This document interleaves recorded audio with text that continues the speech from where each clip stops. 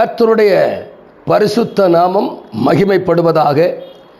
பிரியமான கர்த்தருடைய பிள்ளைகளே, சத்தியத்தை அறிந்து வாழ விரும்புகிறவர்களே, உங்களுக்கு அன்பின் மனதார வாழ்த்துக்கள்.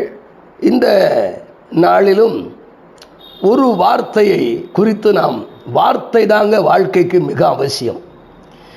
வார்த்தை இல்லை என்றால் கிறிஸ்தவ உலக வாழ்க்கையில் ஒன்றுமே இல்லை. இன்றைக்கி நிறைய பேர் அந்நிய பாஷெல்லாம் பேசுகிறாங்க, ஆனால் குடும்பத்தில் சரியில்லை, உறவுகளில் சரியில்லை. ஏன் சரியில்லைன்னா வசனம் உள்ளுக்குள்ளே சரியாக அமையலை. அதனால தான் விஷயம். சரி, நாம் இப்போ செய்திக்கு போவோம். நான் இன்றைக்கு நியாயாதிபதிகளின் புஸ்தகத்தில் 16ஆம் அதிகாரம் 20ஆம் வசனத்தை நான் வாசிக்கிறேன். ஒரு நியாயாதிபதியை குறித்து நாம் தியானிக்க போகிறோம். நான் வாசிக்கிறேன். அப்பொழுது அவள், சிம்சோனே, பெலிஸ்தியர் உன்மேல் வந்து விட்டார்கள் என்றாள். அவன் நித்திரையை விழித்து கர்த்தர் தன்னை விட்டு விலகினதை அறியாமல் எப்பொழுதும் போல உதறிவிட்டு வெளியே போனான் என்றார். நல்ல கவனிங்க. சிம்சோன் தாயினுடைய அந்த அம்மாவுக்கு ரொம்ப நாளாக குழந்தை கிடையாது. மனோவாவும் அவருடைய மனைவியும் நல்ல ஒரு பரிசுத்தவான்கள். ஆனால் அவங்களுக்கு குழந்தை கிடையாது. இன்றைக்கி நிறைய பேர் குழந்தை இல்லைன்னொன்னே எங்கெல்லாமோ போகிறீங்க. அப்படி இல்லைங்க. பிள்ளைகள் கர்த்தரால் வரும் சுதந்திரம். காத்திருக்கணும். காத்திருந்தால் தான் மகிமை வெளிப்படும். இன்றைக்கி அநேகருடைய வாழ்க்கையில் குழந்தை இல்லைன்னொன்னே பிள்ளையை தத்தெடுத்து வளர்க்குறாங்க. வேறு எதெல்லாமோ மெடிக்கல் ரீதியாக என்ன செய்கிறாங்க, எல்லாமே எடுத்து பாதுக்கு செய்கிறாங்க. அது வேறு விஷயங்க.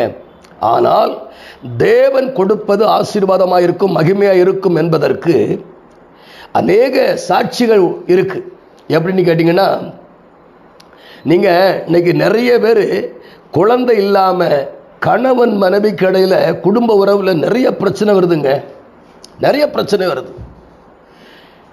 சிலருக்கு ஆண்களுடைய குடும்பம் வெயிட்டாக இருந்தால் அவளை தள்ளிவிடு, வேறொரு பொண்ணை பார்ப்போம் அப்படிம்பாங்க. இல்லை பெண்களுடைய வீடு நல்ல ஸ்ட்ராங்காக அதிகமான ஆட்கள் கொண்டவர்களாக இருந்தால் அவனை விடு, வேறு மாப்பிள்ளையை பார்த்து உனக்கு ரெடி பண்ணி நல்லா திருமணத்தை முடிச்சு வைக்கிறேன் அப்படின்னு. திருமணம் என்பது ஒரு முறை தான். அதுவும் தேவ சன்னிதானத்தில் தேவ ஜனங்கள் பரிசுத்தவான்கள் கூடியிருந்து இரு வீட்டாரும் இணைந்து மகிமையான ஒரு உறவை ஏற்படுத்துவதற்கு பேர் தான் திருமணங்க. அந்த திருமணத்தில் மல்கியா 2:14 உனக்கும் உன் இள வயதின் மனைவிக்கும் நான் சாட்சியாக இருக்கிறேன்றார். அப்படினாலே கணவன் மனைவி உறவை ஏற்படுத்தினவருக்கு பிள்ளை கொடுக்கணும்னு அவருக்கு தோணாதா? இல்லை எப்போ கொடுக்கணும்னு அவருக்கு தெரியாதா? நீங்களா உங்கள் இஷ்டப்படி கல்யாணத்தை முடிச்சுக்கிட்டோம், இஷ்டப்படி பிள்ளையை பற்றுக்கிட்டோம், கணவன் மனைவி சேர்ந்தோன்னு பிள்ளை பிறந்துன்னு நினைக்கிறீங்க. அப்படி அல்ல. அது அல்லங்க, அது தவறு. தேவன் ஒவ்வொரு கணவன் மனைவி உறவுலையும் கண்டோக்கி பார்க்கிறார், கருத்தாய் கவனித்து பார்க்கிறார். உங்கள் பெட்ரூம் வரைக்கும் உள்ள வருவாருங்க ஆண்டவர். சோத்திரம். உங்கள் அந்தர வாழ்க்கையை அவர் அழகாக படம் பிடிச்சி வச்சிருக்கிறார். சோத்திரம். யாரும் தப்ப முடியாது. அதனால் நல்ல கவனிங்க. இந்த செய்தி உங்கள் வாழ்க்கையில் மாற்றத்தை உண்டாக்கணும். யாரெல்லாம் குழந்தை இல்லைன்னு புருஷன் வீட்டிலேருந்து பெண்களுக்கு டார்ச்சர் கொடுக்குறீங்களோ, இல்லை பெண்கள் வீட்டில் இருந்து புருஷனுக்கு டார்ச்சர் கொடுக்குறீங்களோ, இன்றைக்கு அந்த டார்ச்சர் நிப்பாட்டுங்க.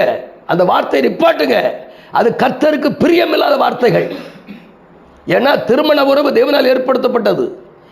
ஏதேனில உண்டாகும் பொழுதே சொல்லி இருக்கிறார், புருஷன் தன் தகப்பனையும் தன் தாயையும் விட்டு தன் மனைவியோடு இசைந்திருப்பான் அப்படின்னு வேதம் சொல்லுது. அப்போ கணவன் மனைவி உறவு தாய் தகப்பன் இல்லை, மாமனார் மாமியார் இல்லை, ஏதேனும் இல்லை. ஒரு ஆணும் ஒரு பெண்ணும் திருமண உறவில் ஈடுபட்டு மகிழ்ச்சியாய் வாழ வேண்டும் என்பதற்காகத்தான் தேவன் உண்டாக்கி வைத்தது திருமணம். தேவன் உண்டாக்கி வைத்த திருமணத்தில் குழந்தை இல்லை அப்படின்னா உண்டாக்குனவருக்கு தெரியாதோ? எப்போ கொடுக்கணும், எப்படி கொடுக்கணும் என்பது தெரியாதா? இதையா சிந்திக்க மாட்டேன்றீங்க? மாம்சத்தில் ஓடுறீங்க, மாம்சத்தில் முடிவு எடுக்கிறீங்க. திருமணத்தை சர்ச்சில் நடத்துறீங்க. பிரச்சனை இருந்தால் போலீஸ் ஸ்டேஷன் போறீங்க. அது தாங்களான கோர்ட்டுக்கு போறீங்க. என்னங்க நடக்குது நாட்டில்? ஆபிரகாமுக்கும் சாராளுக்கும் திருமணமாகி பல ஆண்டுகள் அவங்க வாழ்ந்து திருமணமாயும் பிள்ளைகள் இல்லை. ஆனால் கர்த்தர் சொன்னார், உன் சந்ததியை நான் வானத்து நட்சத்திரத்தை போலும் கடற்கரை மணலை போலும் பழகி பெருகி பண்ணுவேன் என்று சொன்னார்.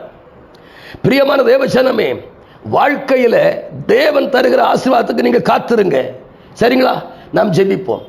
மகா பரிசுத்தமும் கிருபையும் இரக்கம் நிறைந்த எங்க அன்பு பிதாவே, நீங்க யோபுடைய வாழ்க்கையில சொல்லும் பொழுது யோபு சொல்றான், நான் ஆண் பிள்ளை என்று சொன்ன இரவு சபிக்கப்படுவதாக என்றான். அப்போ ஒவ்வொரு முறையும் கணவன் மனைவி இணையும் பொழுது ஆண் பிள்ளை பெண் பிள்ளை என்று நீ சொல்லுகிறீர். நீ சொன்ன இதை அறியாத ஜனங்களுக்கு இந்த காணொலி ஒரு அறிவை உண்டாக்க வேண்டும் என்று ஜெபிக்கிறேன். ஆட்கொண்டு நடத்துங்க. உம்முடைய சித்தம் நிறைவேறட்டும். இயேசுவின் நாமத்தில் ஜெபிக்க நல்ல பிதாவே. ஆமேன், ஆமேன்.